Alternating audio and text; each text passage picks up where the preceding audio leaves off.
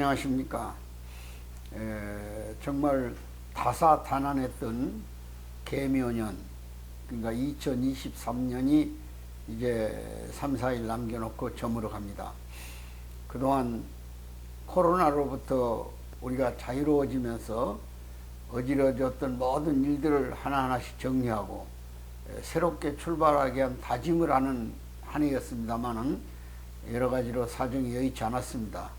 여기저기서 전쟁이 폭발하고 또 공급망이 서로 엉클어지고, 그래서 우리 같은 어려운 수출 환경을 가지고 있는 무역 국가에서는 더 어려움을 겪게 되는 것 같습니다.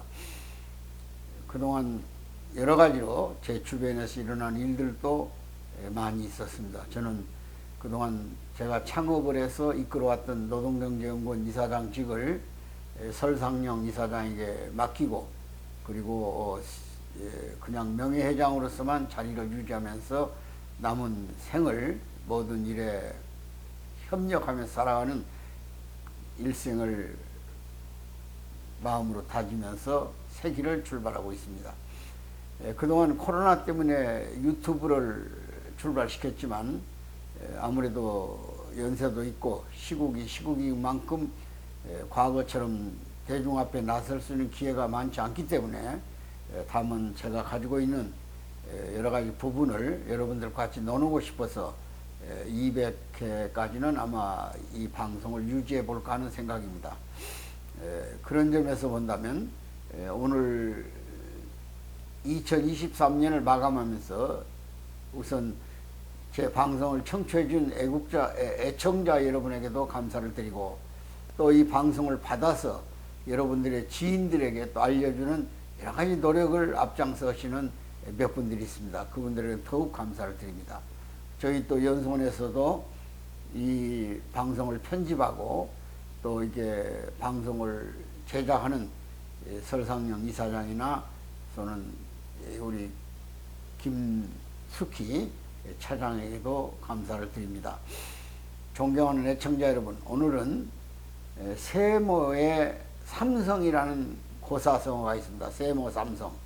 그러니까 1년을 보내면서 세 가지 일에 반성을 해보자, 그런 뜻이죠.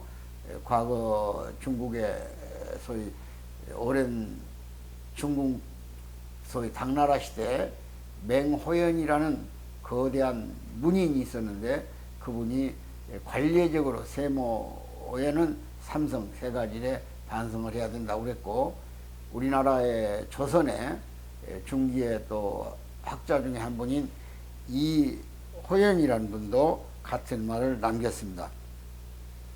이언직이라는 분이 그러니까 15세기를 살았던 분이에요. 그리고 그는 문화생들에게 반드시 이 세 가지를 한 해 동안에 반성하고 넘어가야 된다, 이렇게 표현을 한 것 같습니다. 그 중에 이제 대표적으로 얘기할 세모 삼성, 그렇게 표현하면 지난 한 해 동안 자신의 행실 앞에 양심에 부끄러울 일이 없었는가를 양심에 비춰보고, 그리고 고백하고 반성하는 그런 관례는 대물림으로 이어져 가는 것이 좋겠다. 그래서 문화생들에게 반드시 이 세 가지를 전해서 실행하도록 이렇게 아마 주장하는 것 같습니다. 그래서 일성, 그러니까 삼성 일성은 한 해 동안 남에게 잘못한 일이 무엇인가, 이걸 스스로 양심에 비춰 고백하고 그리고 반성을 해야 된다, 그런 뜻입니다. 자기 자신을 되돌아보라 그랬어요. 과거에 많은 좀 성현들도 소위 자기완성이라는 문제에 대해서 결국은 많은 고민을 하고 자기 반성을 해서 수많은 노력을 해왔던 것도 사실입니다.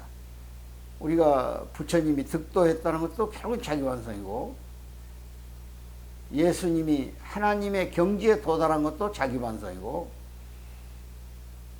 공자님이 결국은 인간의 도덕적 기준을 자기 양심에 비춰 부끄러움이 없기를 바랬던 것도 자기반성입니다. 그러니까 이 세모 삼성에서는 1년 동안 자기가 무엇을 잘못했는가,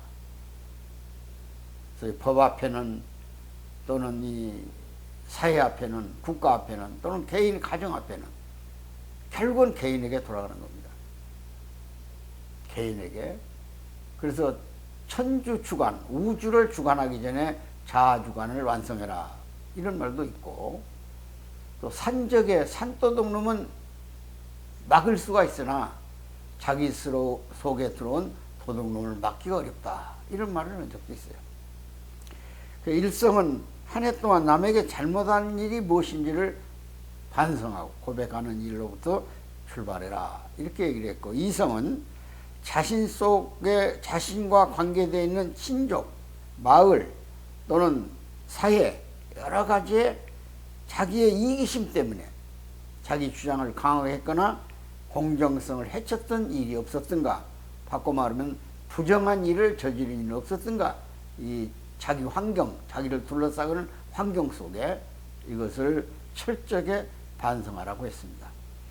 그리고 세 번째는 이기심 때문에, 늘 자기중심적인 것 때문에 이타심을 발휘하지 못하고 결국 양심에 부끄러운 일을 꺼리낌없이 행했다면 이 또한 반성하고 고백하지 않으면 안 된다, 그런 얘기야.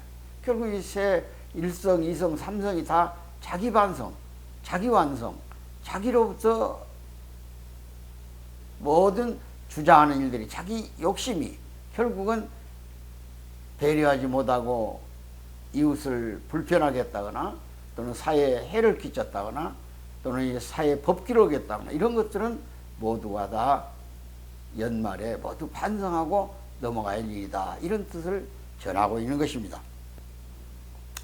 옛날 이집트 사람들은 아주 인사가, 우리는 서로 만나서 반갑습니다 하고 헤어질 때 안녕히 가십시오 그러지 않습니까? 근데 그 사람들은 라틴어에서 쓰는 말이지만 미멘토 모리라는 말을 썼다고 그래요. 미멘토 모리. 그러니까 이걸 영어로 해석하면 remember that you die, 그런 말입니다. 그 말이 무슨 말이냐면 당신은 반드시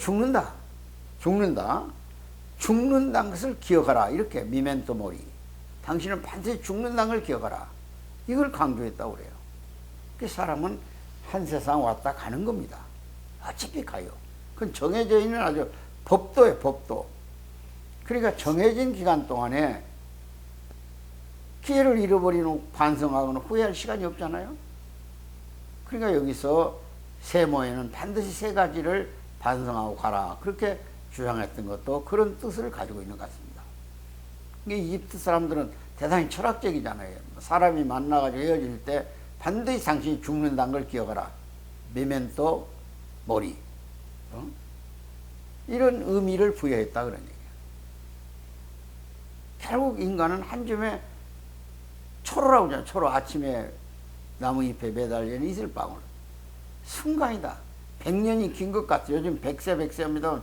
100년이 긴 것 같지만 의미 있는 삶을 살지 못하면 그 의미가 무엇인가, 뭘 남겨놨느냐, 되돌아보게 하는 금년 계면이 아니었는가. 자, 우리는 그래서 세모 삼성 세 가지 반성을 다시 한번 해보고, 그리고 궁극에 가서는 갑진년을 맞이할 거 아닙니까? 내년 2024년 오고야 말잖아요. 그 나훈아가 태수여행에서 불렀던 것처럼 왜 이래 해놓고도 다시 오는 내일은 오고야 마는 거라고 했잖아요. 오고야 말 거예요. 며칠 안에서 갑진년에 해가 떠요. 거기에 우리는 정진할 내용을 마음으로 다짐하자, 그런 뜻입니다. 그래서 세모 삼성 신년 정진, 이렇게 표현을 해봤습니다. 새해에는 정진을 해야 된다. 현재는 어차피 저물어 간다. 그러니까 새해를 맞이해서 우리가 해야 할 일들이 무엇인가? 넓게는 국가 안보적 측면이 대단히 위협하죠. 지금 전쟁이 항시화되어 있어요. 우리는 글로벌리제이션이라고 해서 세계화 속에서 모든 것을 자유롭게 이동시켰습니다. 그러니까 얼마든지 자원을 공급받을 수 있었어요. 근데 공급망이 지금 위축되고 있어요. 만일 이 중동 하머스하고 이스라엘하고 하는 전쟁에 이란이 끼어들면 그 호르무즈 해협이 위험에 처하잖아요. 그럼 석유값은 배럴당 80불 이상 넘어갈 겁니다. 100불까지 갈 수 있어요. 또다시 석유 파동이 오는 거예요. 이것이 바로 경제 위기로 오는 거예요. 지금 이스라엘에서 블루라고 하는 자원을 우리가 공급받습니다. 약 96.7%를 받아요. 그게 뭐냐? 모든 플라스틱 제품들은 가연성이, 소위 불날 수 있는 확률이 높잖아요.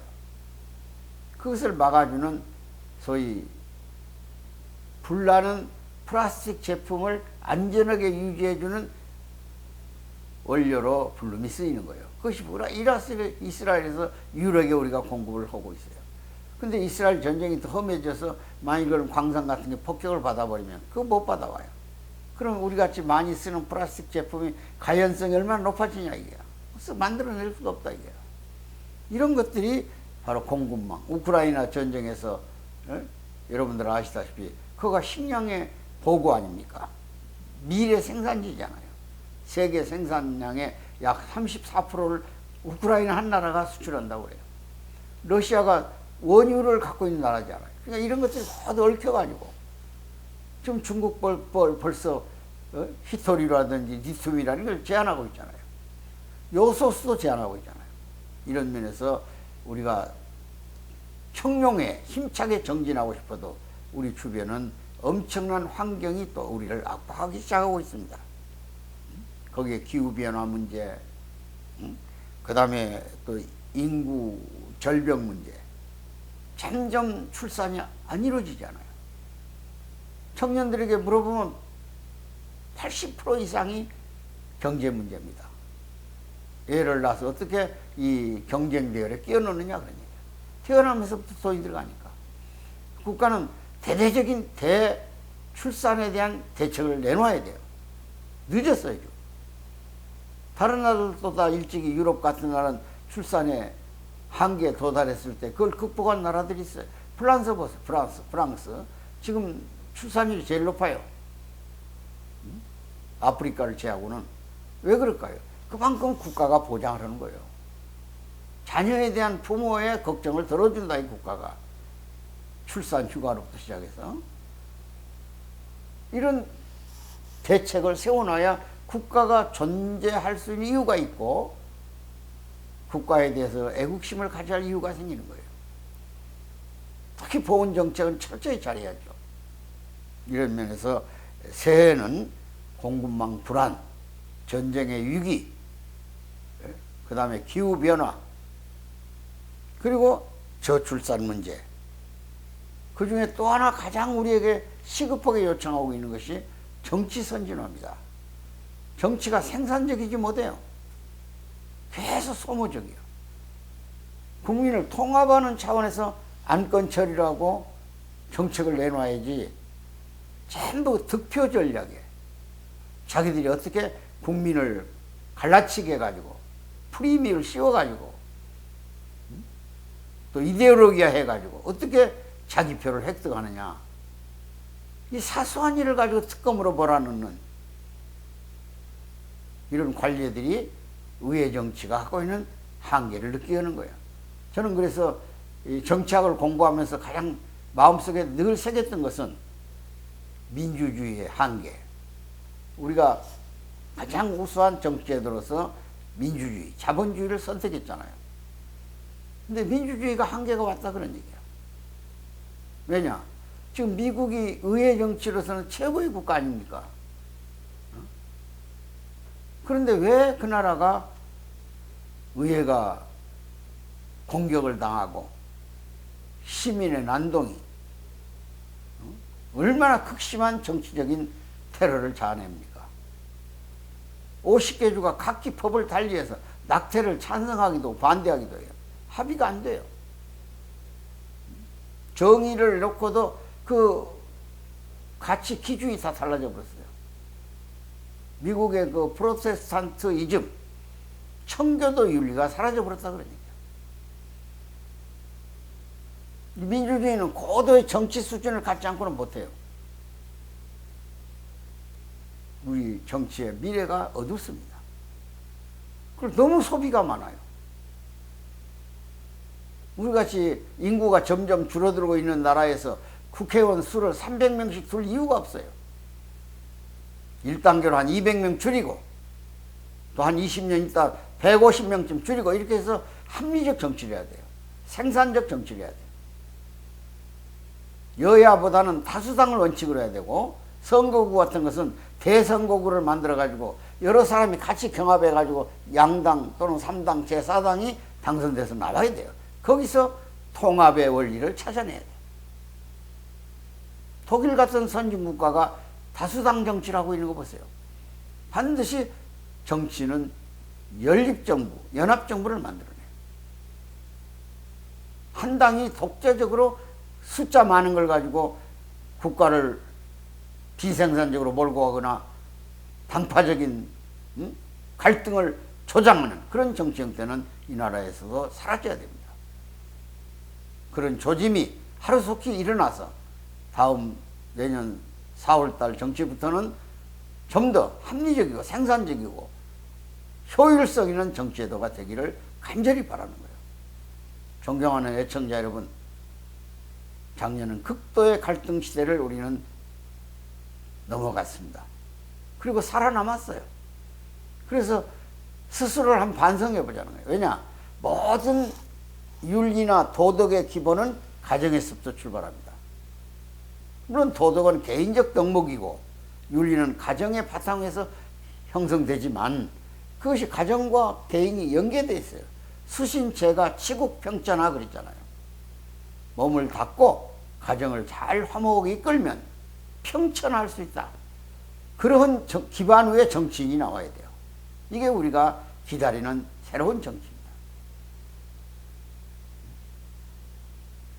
그런 정치는 어쩌면 종교를 바탕으로 하는 신정정치가 가능할는지도 몰라요. 물론 신정도 독재로 하는 경우가 있어요. 옛날 교황, 기독교 소위 엄청난 행패 부리던 암흑의 시대가 있었듯이 오늘 또 중동에 있는 신정국가들이 엄청난 비인간적인 정치 형태를 갖고 있지 않습니까? 다만 우리처럼 민주주의가 훈련된 나라에서는 조금은 인간만의 정치 형태는 지향해야 되지 않겠냐. 여러분, 영국이 민주주의의 출발 국가잖아요. 그런데도 여왕이 존재합니다.